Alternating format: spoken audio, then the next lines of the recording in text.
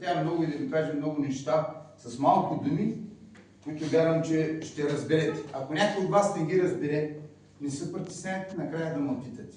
Задавайте ми въпроси. Всеки път отговаряме въпроси. Не се притесняйте за това. Само искам така, спомних си, извиняй, сега забравих името.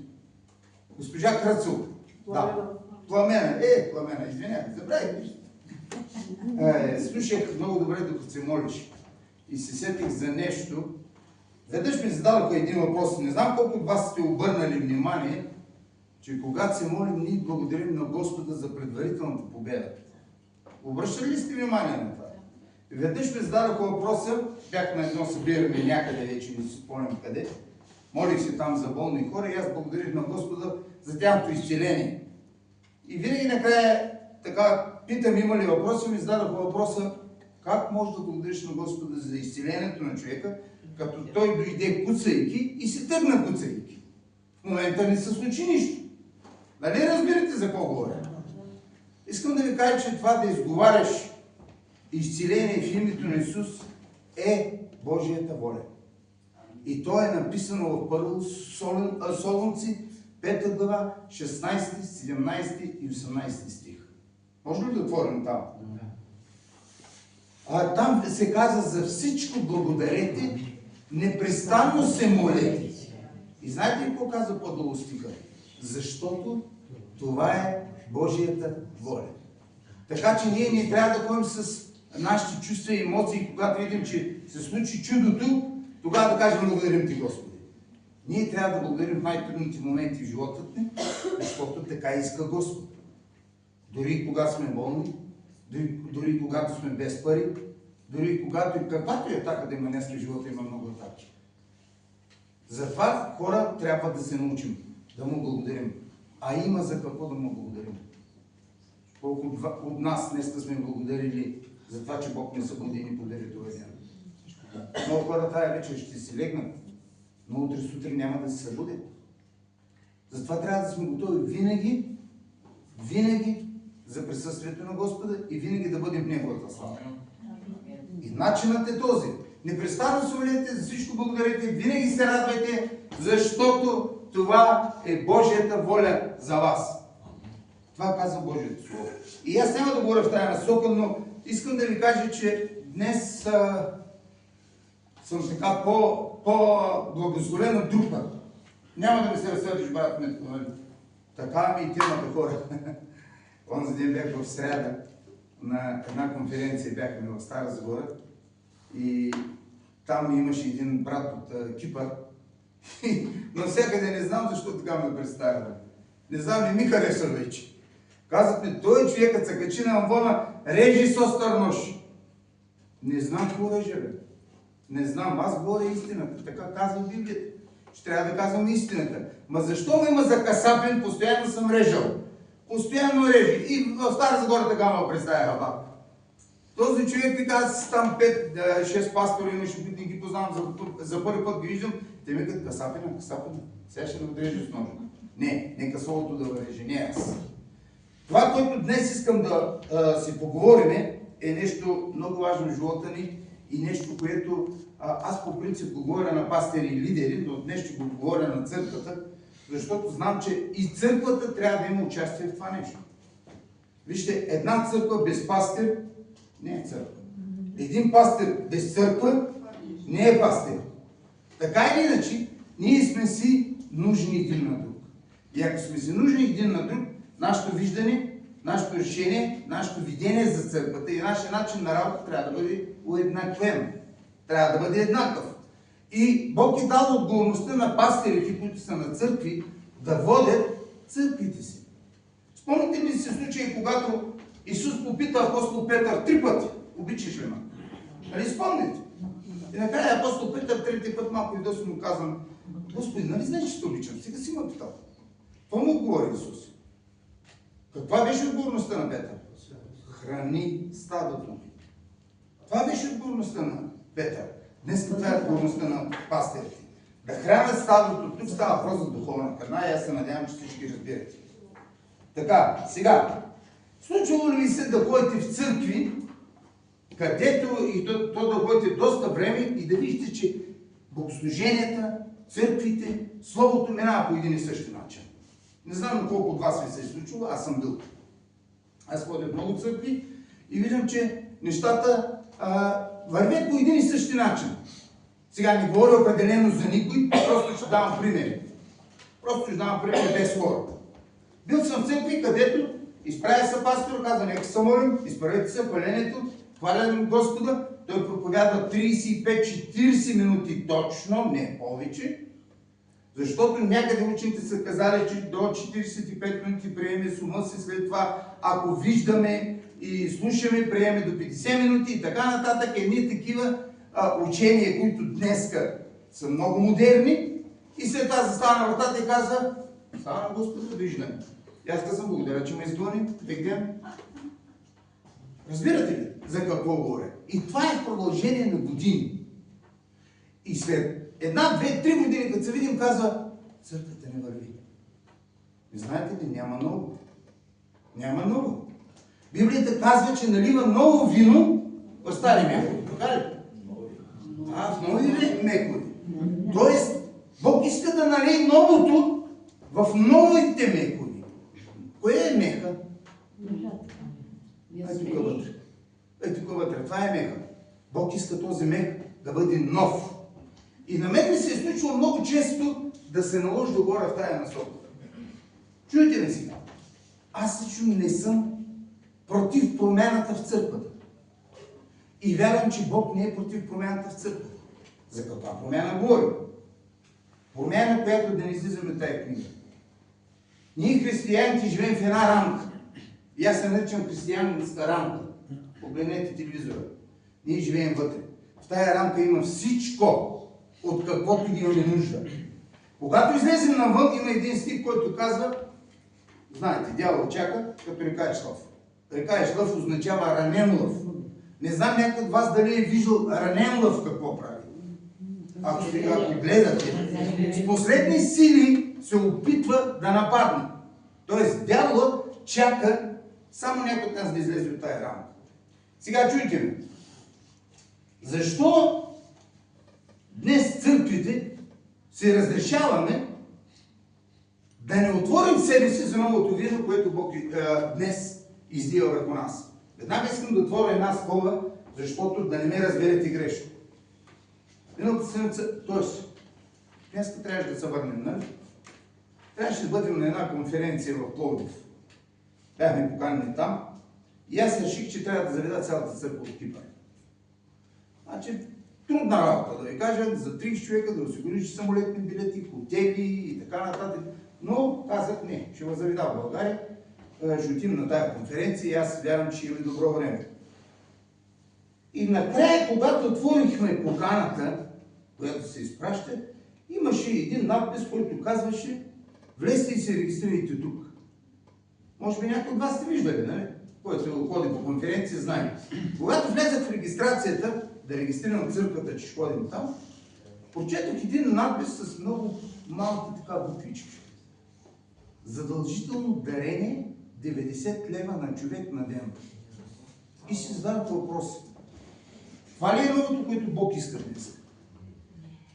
Казвам ви тия неща, за да разберете, че не говоря в тая насока. Разбирате ли? Не говоря в насока, в която днес църквите или пастирите или определените хора искат да извлечат за себе си или за самата църква, която служат, някакви дивиденти. Не говоря за това. Говоря за нещо друго. Как може да се разрешим днес да не отворим себе си, за да може Бог да излее новото вино вътре? И аз виждам една причина много голяма. И тая причина, че не искам да се разделя с това, което е вътре. Разбирате ли? За да отвориш себе си, и да разрешиш Бог да изчисти твоят мях, трябва да се разделиш с старото. Нека да ви попитаме да ви кажа нещо. Как би се почувствал ти, ако цял ден, да речеме, ще давам примери, хора, не говоря за никой.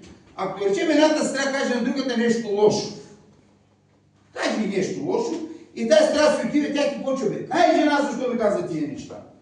Ама аз такава ли съм наистина? Ама верно ли е това? И цял ден мислиш и мислиш за това. цял ден ще се ядоса. Така ли? Нека да ти кажа. Обаче жената, която ти казала нещо, тя не мисли за тебе, че ти си ядосан. Тя ти казала нещо и си тръгнала. Ядосан е си ти. Ти, който си приел това, което ти е казал.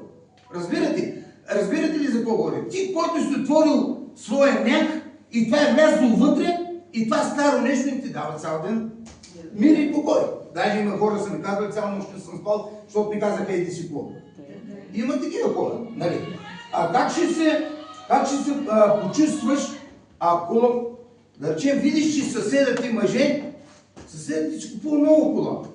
Много нова, чисто нова, много хубава. След 3 години е сменя, пак с нова.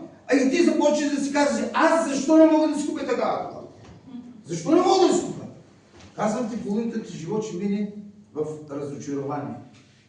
И започват към теб да идват мисли, аз съм недостоен, аз не мога, аз нямам възможност, аз нямам достатъчно ум, аз нямам достатъчно ръце и така нататък и така нататък. И половината ти живот минава в разочарование. След 2 години виждаш пак с ново това и казваш, ето, край, аз. И знаете ли какво става? За да избегнем това разочарование, решаваме, че съседа е виновен в нещо и почваме да казваме, той е мафия, той е такъв, той е такъв, той е такъв. Кажете ми, кой иска да говорим такива неща? Бог? Бог ли иска да говорим такива неща? От мръсния мях вътре в нас излиза мръсното нещо. Ето с това Бог иска да отвори мехът си, за да го почисти, за да излее ново нещо. За да излее ново вино. И новото вино, да знаете, че е вино на благословение. А именно благословенията днес са изключително важни в живота ти.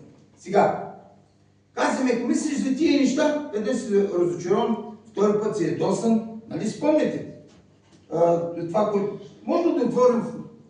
Тук може да ползваме това? Да. Добре. 2 Коринтияни 10 глава, ще прочетем 4-5 стих. Така. Нека да ги прочетем. Нека да видим какво Библията ни казва. Отворяхме 4-5 стих. Защото оръжията, с които воюваме, не са плътски, а са силни пред Бога за събаряне на крепости. Понеже събаряме помисли и всичко, което се издига високо против познанието на Бога и пленяваме всяка мисъл да се покорява на Христос. Сега, също кого се бори? Оръжията не са плътски, каза Библията. Тогава какви са? Духовни. Силите, които атакуват нас, са духовни сили. И силите на поднебесната са силите на дявола. Нали го разбираме това? Силите от небето, които идват, те са на Господа. И Библията казва, оръжията, с които ние воюваме, с какви оръжия воюваме днес? С кои са оръжията, с които воюваме? Нали сте чували за Божието си оръжие и го знаете много добре? Шлема, меча, обувките и така нататък. Знаете ли тия неща, нали? Оръжията, с които воюваме, не са плътски. Няма. Това е мечът. Но мечът на християнина, искам да запомните едно нещо, е двуостър. От двете страни е остър. Нали сте виждали по старите филми, тия рицарите, какви мечови имат? От двете страни е остри. И те не служат само да се отбраняваме хора. Те служат и да нападаме, и да убиваме, и да събаряме с тях, и да режем с тях.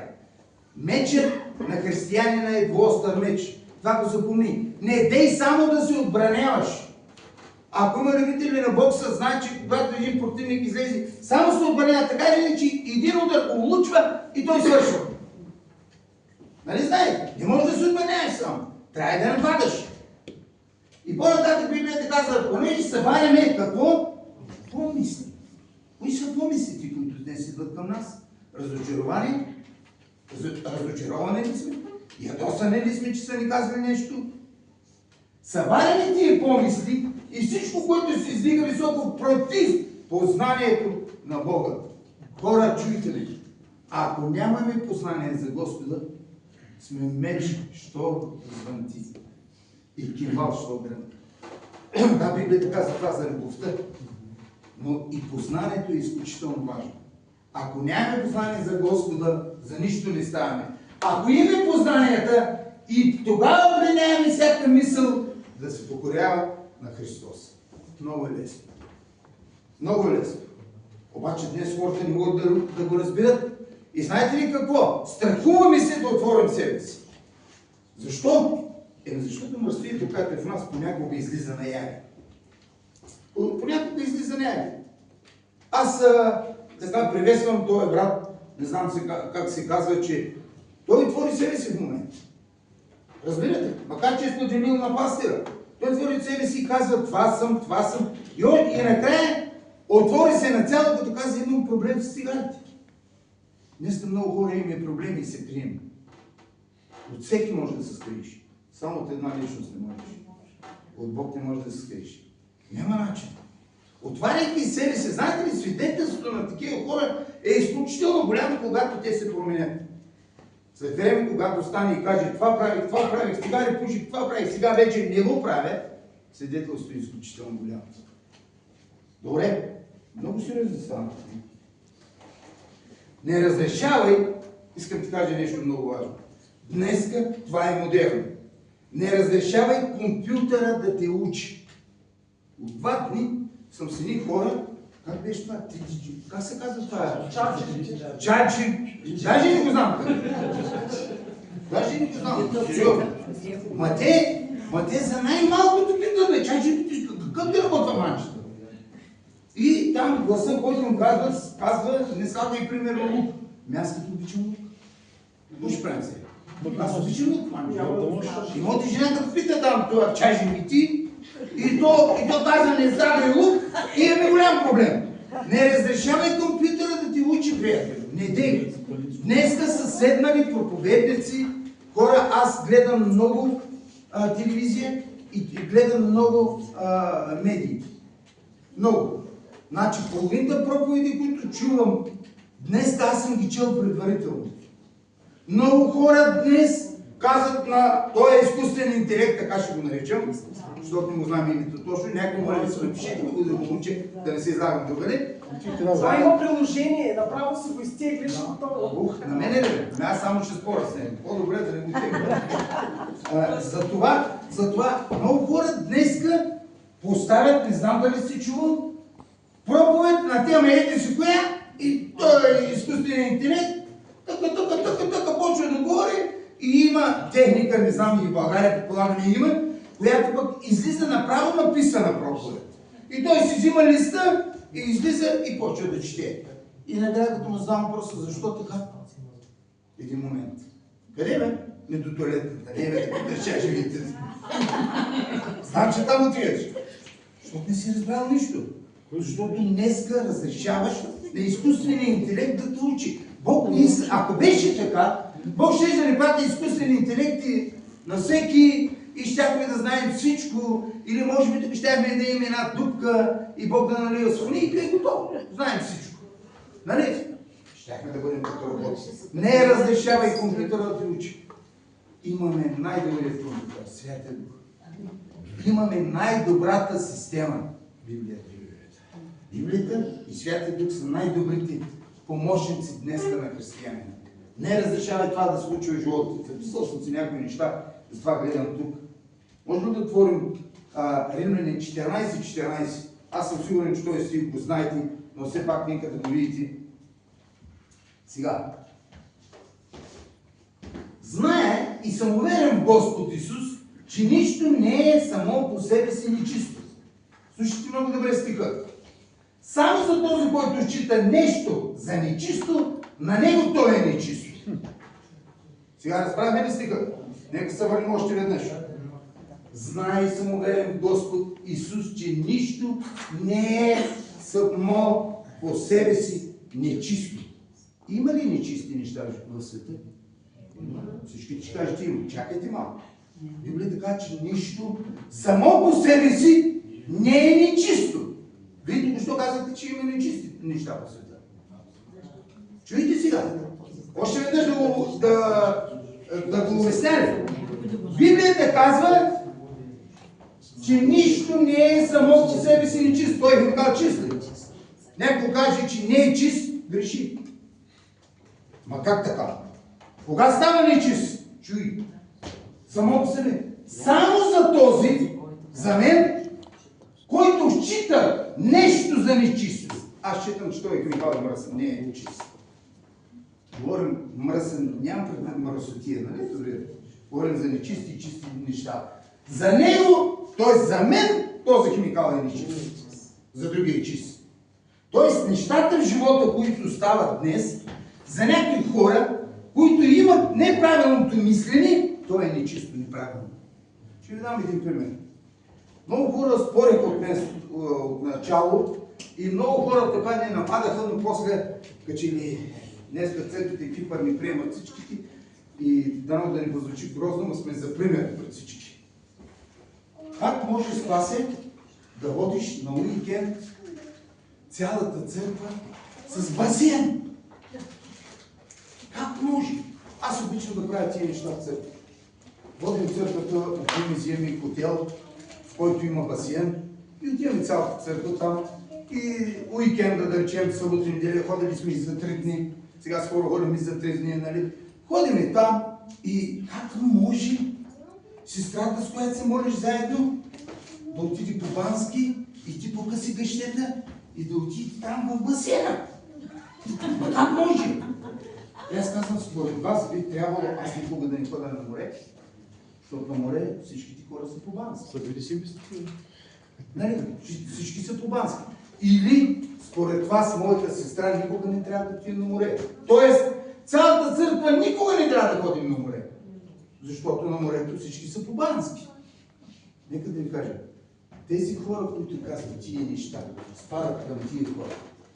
Тези, които считат нещо за нечисто. И знаете къде го считат? Тук.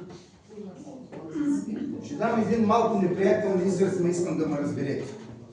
Един неприятен пример. Всеки мъже, искам да си признаете сами в себе си. Може да се влече, чуйте, може да се влече умствено всяка жена. Така ли? Един си признава. Така е. Всяка жена може да си представи всеки мъж като Елен Делон на 16 години. Всяка жена. Това е истина, хора. И знаете ли такива хора, които не са надградили, които не са отворили мяха си да бъде изчистен, а се държат старото нещо вътре в себе си, продължават да мислят по този начин. Продължават да мислят по този начин. Днес църквата трябва да приеме новото нещо. Новото нещо. И пак казвам, без да излиза от рамките на Божието Слово. Не говорим, днеска се правят какви ли не неща. Какви ли не неща се правят днес. Нямате представа в света какво става. Нямате представа. Нали знаете, че на 23-ти трябваше да бъде край на света? Кой 23-ти? Знаете, 23-ти септември. Той мина. Мина, да. Той беше преди. Нали знаете? И знаете колко поддръжници имаш? Днеска четах Верен Тончев. Нали знаете Верен Тончев? Кой? Верен Тончев днес обяснява и изкарва, така да кажем, мръсните ризи на този пророк, който в продължение на години е лъгал хората. В продължение на години. Прочетете във Фейсбук, ще го намерите. Пишете Верен Тончев, ще го намерите. Знаете, нали? От Бургас. Окей. Сега, още малко. Има ли време? Има. Има ли? Добре.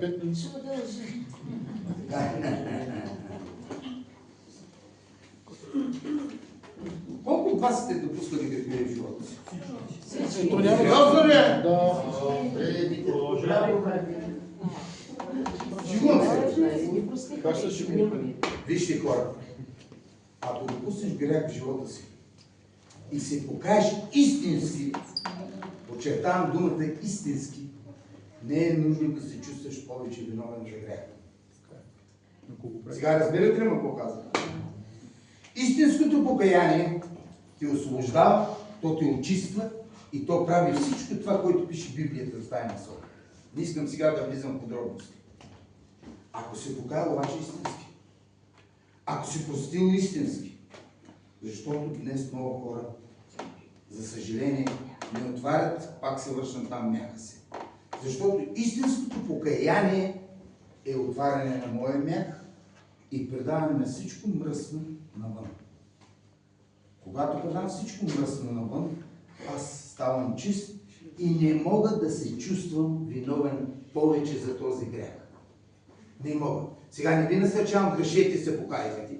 Не ме разберете грешно. Казвам ви, ако си допуснал тая грешка в живота си, покай се и никога повече не чувствай вина за този грех. Много често не се случва, не знам тук как е, но много често се случва в нашата църква да отиде да поканя някой да приеме някакво служение, да поеме ангажимента за някакво служение. И знаете ли какви отговори получавам много често? Аз не съм достоен. Аз питам защо. Преди една година направих една голяма дела и еди си какво, ти покаял съм от тогава, брате. Покаял съм се, значи всеки ден ми идва на ума това нещо. Нека да ви кажа, това не е покаяние. Това не е покаяние. Това е скриване на мръсотията вътре. Скриване. Как? Господи, прости ни, и аз много често, във всяка молитва всъщност, не много често, преди да започвам да се молим, аз бъда цялата църква покаяние. И всички повтарят след мене. И знам, че половината от тях не се покаяват. Наистина. Знам, че е така.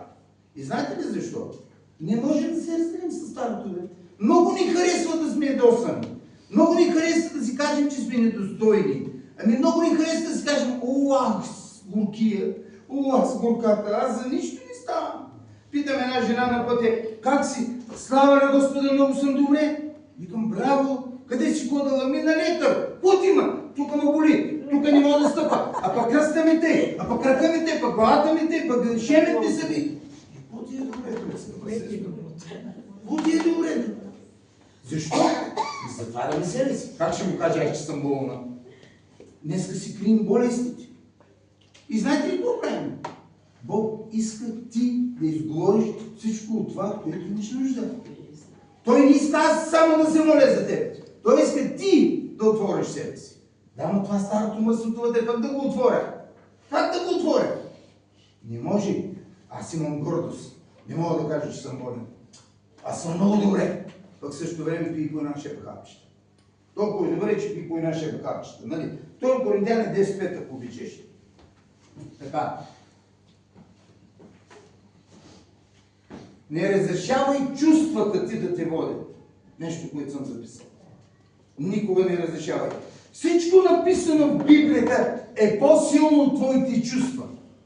Всичко, което е написано в тая книга. Твоите чувства много често се променят и много често те лъжат и те водят по лошия път. Не разрешавай чувствата.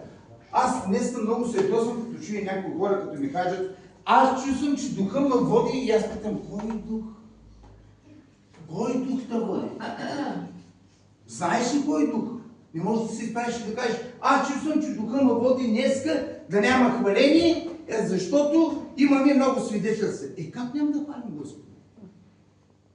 Разбирате ли кой дух ги води тия хора? Защо? Защото 12 трябва да стръгне. Не може така. Може да останем до 12:30. Така че не разрешавайте на чувствата ви просто да ви ръководят. Понеже се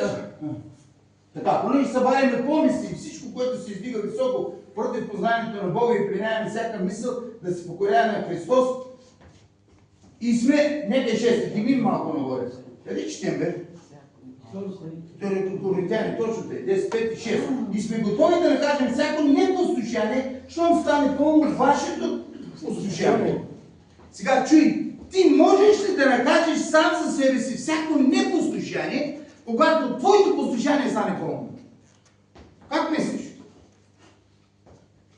Как мислиш? Не може, бе, човек. И това е целта. Да накажеш всяко свое непослушание. Кога? Когато моето послушание стане пълно. Към кого? Към Господа. Стане ли послушен на Господа, всяко непослушно нещо вътре в мен, аз ще го накажа. Той ще го премахне. Разбирате ли? Това казва Библията днес. И ако не вършим тия неща, за съжаление, не можем да видим скок или растеж в живота си. Много малко хора днес да говорят за това, че днес църквата на Господа, ще ви кажа световна статистика, църквата на Господа, евангелската църква, протестантската църква на Господа не расте, намаля. Намаля хора, не расте. И се задава въпроса защо. Задава се въпроса защо. Сега, промяната обаче, този момент на отваряне на своя мяк е промяна, нали? Веднъж си бил затворен, след това трябва да отвориш себе си, е промяна, е процес. При някакви хора става много бързо. При някакви хора става много бавно.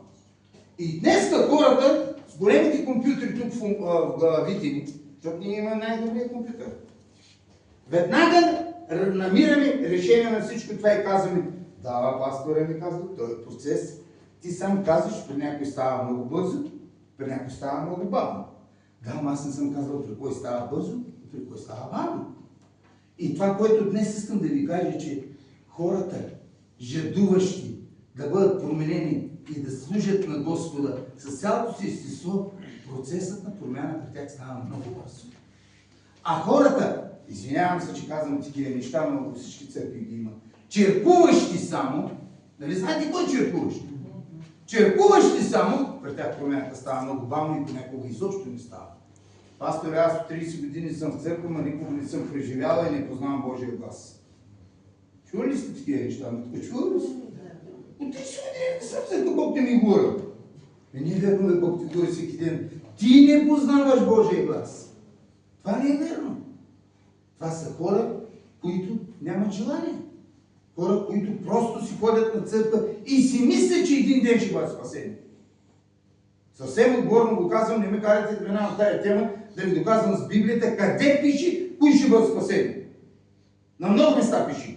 Верните в Господа и хората, стигащи, как беше стиха, и хората до края, как беше, които издържат до края. Които устоят, така, думата е точно устоят. Те ще бъдат спасени. Не хората, ходещи на църква. Не хората, даващи десята. Това е съвсем друга тема. Да не говорим сега за това. Изправи се срещу страха. Днес страха владее много хора от църква. Страхуват се хората. Страхуват се. Сега, истина е, че в чужбина финансово сме по-добре, отколкото в България. Има лъжа. Това е истина. И знаете ли, че всеки от нас, който отчита, че е много по-добре в чужбина, се страхува да даде десятък в църквата. Вярвате ли? Вика стана на Господа, увеличихаме заплата. Аз съм браво, брат. Колко стана? 2500. Вие 500 не бил, браво. Аз ще дам 250 евро. И аз казвам, Господи, намали му заплата на 1000. Чакай бе, как намали? Не викам 100 евро, по-лесно ще дадеш така. Така е, днеска страхуваме. Те са му увеличили заплата с 500 евро, той от тия 500 евро, 50 евро се страхува да даде за Господи. Разбирате ли? Днеска страха на владее. Страха не е от Господа. Страха не е от Господа. Днеска страхуваме в църквите да поемем някакъв ангажимент, който не нужен в тази църква да речем. Нужно е някой да дойде да направи нещо преди служба. И не мога. Не мога. Аз, децата, внуците, на работа, не мога. И знаете ли защо? Защото се страхуваме. От какво се страхуваме? Ще си губа времето. Мога да гледам майшето дали ще служение за времето. Седяла да. Не може така. Не може така. Трябва да се изправим срещу страха. Трябва да се изправим срещу. Още малко ще свърши. Майко много продължи. Сега, като казвам да се изправим срещу страха, това не означава да се страхуваш, да спреш да се страхуваш. Качваш се на седмия етаж, ще скачаш, аз не се страхувам. Не говоря тия неща. Нека да имаме на първо място страхопочитание от Господа. Знаете думата страхопочитание какво означава. Не говорим да имаме страх, ужас от Господа, а със страх да почитаме Неговото Слово и Неговите заповеди и поведение. Защо пък със страх? да не изгубим спасението си. Не, че Бог ще не накаже, ето казвам. Слава на Господа, брат, и се обръчай към ръцете на Господа го оставя. Господа му да е той, което трябва. Ти не си виновен. Господично да е той, което трябва. Нали? Това не е страхопочитание. Не. Страхопочитанието казва, брат, Бог бъде благословен. Бог да те благослови. Страхопочитанието е любов. А любовта се показва на дела, мили скъпи брати и сестри. Ви кажа един истински случай. Един влиза в една църква и така е бил отворен човека, отварял си е мяха и представил нуждата и казал: финансово сме закъсали много като семейство, дори тази вечер няма какво да вечеряме. И църквата се моли за него. Извикат го пред, молят се за него. В името на Исус, благословение, хляб, пажоли, всичко на масата, за името на Исус. Молят се за него. И накрая пастора застава на вратата, нали, да се поздрави с всички, които излизат. И да същия човек, пастор му каза: слава на Господа, Бог да те благослови, ние ще продължим да се молим за теб. Кажете ми, това любов ли е? Любов ли е това? Хубаво е да се молим за него, да го благословим в духовната сфера. Но любовта се показва на дела. Това е един от църквата, един съвсем нов човек, който е седял там накрая. Видя какво се е случило, отишъл при брата и казал: братко, аз също не съм добре финансово, но това, което имам, ще го разделим на те. Ето това е любов. Това е любов. Това е Божията любов. Исус не каза на кръста: вие какво бе? До вчера ме викате, постилах ти дрехите си на земята да ходя, а днес ли ще ме разпъвате ли? Не, той каза: окей, това е Божията воля, отивам, ще ме разпънете. И ще ме разпънете заради вас, защото много ви обичам. И последните думи на Исус бяха: Отче, прости им. Прости им. Това е любов. Това е любов. А не ще оставя ръцете на Господа. Али, окей. Добре. Страхът, трябва да ви кажа нещо много важно, да чуете сега. Страхопочитанието от Господа е нашата сила. Сега може да не ме разберете, ще ви дам пример.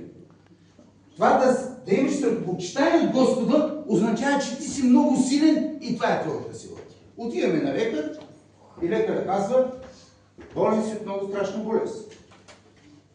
Болен си от много страшна болест. И много хора днеска се влизат в един момент на паника, на страх, чудят се какво да правят. Нали?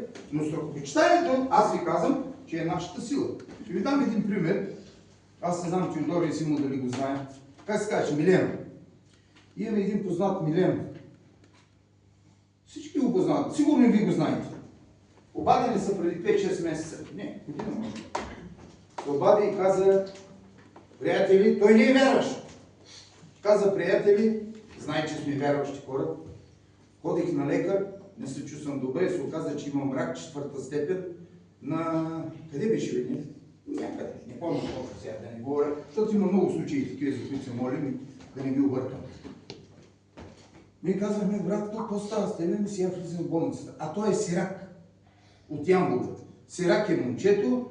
Всъщност, неговата история е много тъжна. Той е взет от дом майка и дете, приемните му родители умират. Пак остава сирак. Тъжна му е историята и ние какво да правим? Започваме да се молим. Да, молим се. Обаче в същото време, понеже болницата за раково болни е близко до нас, в Левкосия, знаете къде е, нали? И да не кажа всяка седмица, но много често хора от църквата ходиха при него. Много често ходиха при него, насърчавахме го, молихме се за него, помазвахме го, в пост не сме влезли, тъкмо се канихме да влезем в пост и молитва. Преди 3-4 седмици преди да си дойдем, звъни и каза: хора, аз съм църквата, нали сте ви? Бе, ние сме, бе. Ами да ви кажа, днеска бях на изследване, нямам нищо. Нямам абсолютно нищо. И аз го помолих, сега като се водим, може би ще дойде. да дойде с резултатите от снимката, нали знаете, когато е бил болен и снимката, когато няма абсолютно нищо. Казах, искам да не бъдем голословни. Искам да бъдем, когато кажем, че е изцерен, да сме сигурни, че е изцерен. Но знаете ли, Бог видя любовта на църквата на практика. Не го оставили. Ходиха при него. Представете ли си, да няма кой да занесе нищо. Ходихме при него. Имаме още един такъв случай, за който се молим, продължаваме да се молим. Ходихме в болницата и там го накарахме да се покай. Отвън пред всички болни. Там го водихме в молитва. Го водих в молитва за покаяние, за приемане на Исус Христос. И продължаваме да се молим за него и вярваме, че и той ще бъде изцелен. Всяка седмица има при него човек. Всяка седмица. Това е любовта. Любовта не е само обичане. Бог да те благослови, като се обърне си изкриви устата. Да не прави гримаса. Окей, още малко. Така. Значи, когато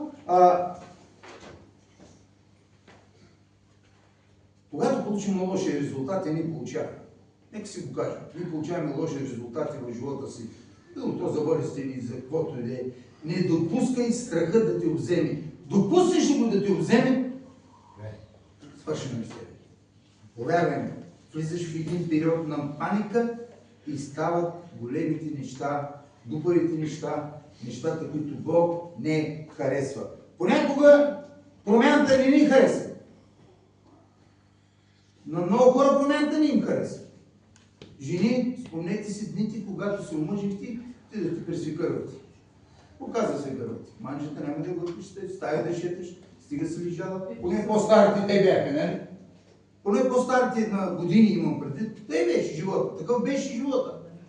Или т.е. новото нещо, което влиза някъде, то трябва да се промени. И много често на нас промяната не ни харесва. Но промяната, базираща се на тая книга, без да излиза от рамките на тая книга, е Божия промяна. Четете Божието Слово, изучавайте го, което е още по-важно. Ако не разбирате нещо, има хора тук в тая църква, които трябва да питате, за да ви обяснят, и се промените. И се промените. Без промяна. Един ден няма да чуем тия думи. Съвсем отговорно го казвам. Никога няма да чуем думите влез в радостта на Господаря си. Искам да завърша, знам, че не ви е хубаво, че завършвам така, че няма да бъдем спасени, че няма да чуем тия думи, но това е истина. Ако нещо съм казал, което не ви харесва, не го приемате. А ако съм казал неща, които ви харесват, вземете ги и приложете в живота си. Много е важно това нещо. Повярвайте ми. Не е важно да ходим на църква и да слушаме проповеди, но да вземем словото от проповедта и да го приложим в живота си. Тогава той има сила в нашия живот. Бог да ви благослови. Разрешете ми да се моля за вас. Господи,